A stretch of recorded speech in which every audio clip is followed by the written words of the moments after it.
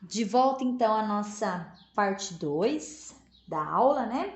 Dando continuidade, nós vamos fazer hoje a etapa 1 e etapa 2. Então, anotem no caderno de vocês o que nós vamos fazer hoje, tá bem? E lá no nosso material, na página 130, então vamos voltar aqui um pouquinho. Lá na página 129, que é onde inicia o nosso projeto, então eu quero que vocês coloquem a data lá no material também, hoje é 4 de novembro de 2020, quando a gente inicia então o nosso projeto, tá? Bom, aí vamos lá para a página 130. Então, na página 130, diz aqui, a apresentação do projeto didático, tá fora? Aqui, apresentação do projeto didático e definição do produto final. Então, nós já conversamos um pouquinho o que vai ser esse projeto, nós vamos tratar sobre os animais pequenos de jardim, né, que aparecem nos nossos quintais. Então, nós vamos estudar um pouco mais sobre eles, aprofundarmos, né, sobre esses animais. E como que nós vamos estudar? O que é que nós vamos usar para estudar esses animais? Nós vamos usar textos científicos, textos informativos, certo? Que nós encontramos onde? Nós encontramos em livros de receita culinária? Não. Nós encontramos em livros de poemas? Não. Nós encontramos em livros de fábulas? Não. Nós encontramos esses tipos de textos em livros que trazem informações reais e científicas, como eu dei exemplos para vocês no início da aula. Então, são esses tipos de livros, né, de fontes, que nós vamos usar durante o nosso projeto, tá bem? E o que é que nós vamos, como nós vamos concluir esse projeto? Nós vamos concluir com produções de verbetes. Então, por isso que a Pro já antecipou e já expliquei para vocês o que é um verbete. São textos pequenos, claros, objetivos, que tratam, né, especificamente sobre determinada coisa. Pode ser um animal, pode ser sobre um órgão do corpo humano, pode ser sobre um vegetal, tá bem? Então, nós vamos concluir o nosso projeto produzindo verbetes, tá? Nós vamos ler verbetes, nós vamos depois, no final, produzir o nosso verbete sobre alguns desses animais pequenos que nós vamos estudar. Aí, cada um vai escolher o seu animalzinho, vai produzir o verbete e depois eu vou encontrar uma maneira de reunir todos os verbetes, certo? E passar para vocês. Então, quem fez sobre um determinado animal vai ter o próprio verbete e o dos colegas também. Então, é assim que a professora está pensando em fazer, certo? Bom, então já apresentei para vocês, já defini como que vai ser o produto final e nós vamos fazer o quê? Essa daqui, olha que engraçado. Primeiro, tudo bem, podemos fazer essa daqui, A atividade 1B, eu vou deixar para tarefa para vocês, tá? A 1B vai ser tarefa e a 1C também vai ser tarefa. O que é que vocês vão fazer? Já estou explicando a tarefa, O que é que vocês vão fazer de tarefa? Aqui na página 130, vocês podem escolher um animalzinho, tá? Um animal de jardim, que já nós vamos conversar rapidinho sobre quais são esses animais, né? Então, você vai escolher um e você vai pesquisar sobre ele. Não informações diversas, não.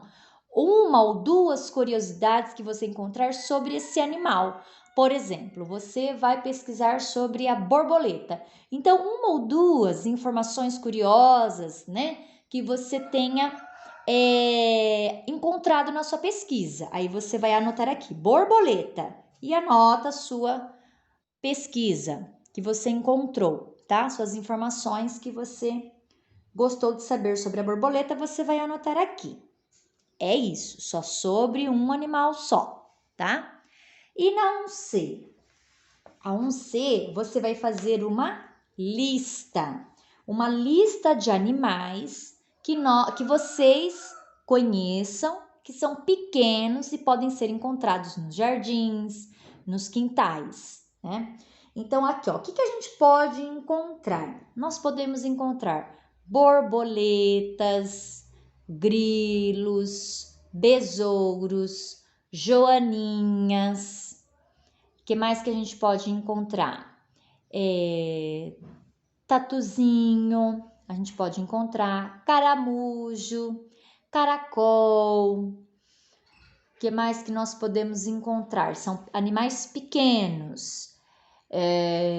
Besouro eu já disse. Abelha, mosquito, né? Então, vocês vão fazer uma lista de animais que vocês conheçam, que são pequenos e podemos encontrar nos jardins ou nos quintais, tá? Então, aí aqui vocês vão fazer a listinha e aqui vocês vão escolher um e vão pesquisar duas informações sobre esse animal, tá? Então, fica a 1B e a 1C para a tarefa, correto? E o que é que nós vamos fazer agora já na etapa 2? Na etapa 2, ó, estão vendo aqui? A etapa 2. A etapa 2, a professora agora vai ler para vocês um verbete, tá? Sobre quem eu falei? Sobre a barata. Olha lá, ó, tá? E aonde eu encontrei esse texto aqui, esse verbete? Ó, eu encontrei lá no livro da revista Recreio, que fala sobre os insetos e outros artrópodes, tá? Então, alguém pode perguntar, né? O que são os artrópodes? Então, os insetos os insetos estão dentro do grupo dos artrópodes. Os artrópodes são aqueles animais que têm articulações, tá? Certo? E como se fosse um robô, né? Que tem as articulações, uma parte uma parte do corpo que é ligada à outra é por articulação, né? Ó, isso aqui que se move, tá vendo? Aqui é uma articulação, né? Da mão e aqui, ó, com o antebraço. Então, aqui tem o punho, então é a articulação, tá? Então, os artrópodes têm essas articulações no corpo, tem uma casca dura por fora do corpo, que é chamado de esqueleto externo, tá bem? E essas são as principais características dos artrópodes. E os insetos incluem, tá? Nessa classe de animais. É um dos tipos de artrópodes, são os insetos, tá bom? Que nós temos aqui neste livro. Então, aqui tem a barata, certo? Olha lá, a barata, ela tem a cascadura aqui, né? Que seria o esqueleto dela. Fora, né? Fora do corpo. E aqui, tá vendo nas patinhas, ó? Tem as articulações, ó. Essa parte é ligada a essa por uma articulação. Essa parte aqui é ligada a essa por outra articulação, tá? Essa é a característica dos artrópodes. Então, vamos lá ao texto da barata, ao verbete, né? Eca, que bicho nojento! A maioria das pessoas tem nojo e medo de barata. Tem motivo? Sim e não. Existem cerca de 4.000 espécies, mas menos de 1% delas vivem próximas aos homens e podem ser consideradas pragas, né? Por que pragas? Porque tem demais, né? E olha que interessante, menos de 1% vivem próximas de nós, né? Dos seres humanos, Então, tem muitos tipos de barata, né? As baratas que vivem conosco podem ser responsáveis por transmissão de doenças. Olha que importante, né? Podem transmitir doenças que são causadas por bactérias e vírus, porque as baratas andam por tudo, né? Andam por ambientes sujos, né? Então trazem esses vírus e bactérias nas patinhas, tudo, né? Então por isso que transmitem essas doenças. Por outro lado, elas são importantes para o equilíbrio do meio ambiente. Então, ao mesmo tempo que elas causam prejuízo ao ser humano, como a transmissão de doenças, elas também são benéficas ao meio ambiente, né? São responsáveis também pelo equilíbrio do meio ambiente. Como? Elas servem de alimento para muitos animais, né? Então, se esses animais não tiverem a barata, eles também vão sumir. Então, eles precisam que existam baratas para eles poderem também sobreviver. Então, aí a gente chama-se, né, de o equilíbrio, né, ecológico, a cadeia alimentar, né, que um animal se alimenta do outro. Então, por isso que um não pode deixar de existir, porque senão ele não sobrevive e também se não existir o predador da barata, vai ter muita barata, né? Então, aí há um desequilíbrio. Então, para ver a importância, né, de todos os bichinhos na natureza. Continuando. Baratas servem de alimento para uma grande variedade de animais, fazendo assim parte da cadeia alimentar, como a professora já disse, né? Além disso, são animais muito resistentes, né? Fortes, né? E se reproduzem com facilidade. Então, por isso de serem pragas, né? Porque tem em todo lugar, tá? Então, aqui tá o verbete sobre a barata, certo? Algumas informações importantes sobre ela, né?